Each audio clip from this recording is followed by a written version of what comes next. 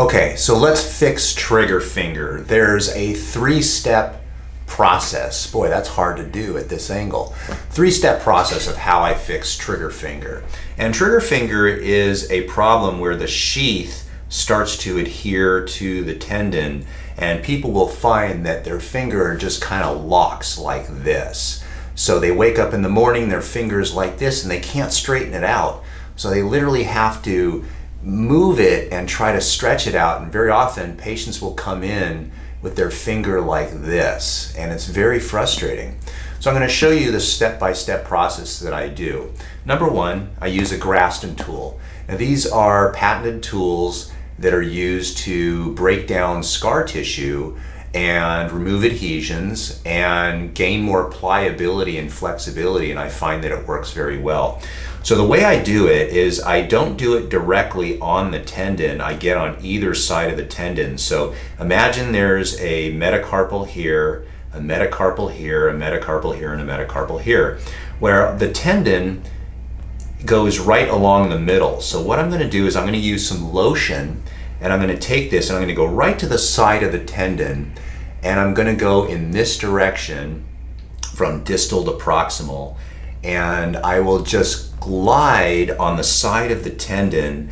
And what happens is, as I do this on a patient, I start to notice that there are certain areas where it feels, for lack of a better word, more sticky or a hard nodule. And when I find that, I will actually stay there for a period of time and try to break it down and soften it. Then I will go to the other side, and I'm just crossing my arms over to show you, because from the camera angle it's hard to see, but I'm usually standing facing distal to proximal on this way. And I'll go to this side over here, and I'll go to the side of the tendon, and I will work on that tissue for about 3 to 5 minutes depending on the patient tolerance. That takes about 3 to 5 minutes to do, and very often, literally right after that, the patient will go, "Oh, that feels more free." That's step one. Step two is I will use a class 4 cold laser, and I usually place this directly on the areas where I just examined them and found the nodule type of feeling. But I will put this on, and you can see that light right there. So I will put it directly on there for about 2 to 4 minutes. Now, what the patient usually feels when cold laser therapy is being done is, first, most people feel nothing at all. They don't feel anything. But usually after about a minute and a half, they start feeling a warmth, like a lot of circulation going through there. And that's very useful. Most patients are not going to understand that what this does is it stimulates mitochondrial activity, which stimulates, it's the energy production of the cells, so you can speed up healing by stimulating mitochondria within the cell. Most patients, that's just way over their head. So the way I explain it to them is the laser is using certain wavelengths of light very similar to what's inside the sun.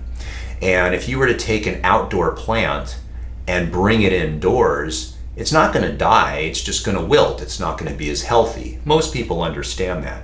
The way to really get the plant healthy is to take it back outside into the sunlight, so the wavelength of light will stimulate the plant to become healthy. As long as you supply nitrogen and good nutrients to the plant, as long as you supply water to the plant, then the plant will again thrive again. That's what we're trying to do here. And most patients understand that, and it's an analogy, it's not perfection, but it does work very well to help people understand why I'm using a cold laser. The third thing that I'm going to do to help with this is, after I've used the Graston tool, after I've used the cold laser, then it's nice and prepped. Now I have the patient stretch it. So what I do is I have them take their thumb and place it on the back side of the knuckles here, on the first knuckle, and then I have them take their hand, I have them lock out their elbow and stretch the fingers back. You can see how the fingers are stretched backwards, almost like a Steven Seagal Aikido move that he used to do.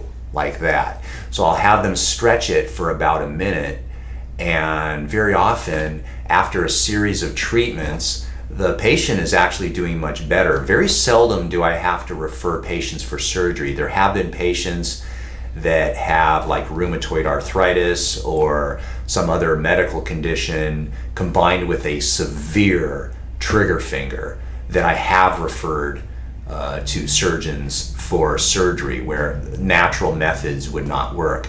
But if you catch it early enough in time, find a provider that does this.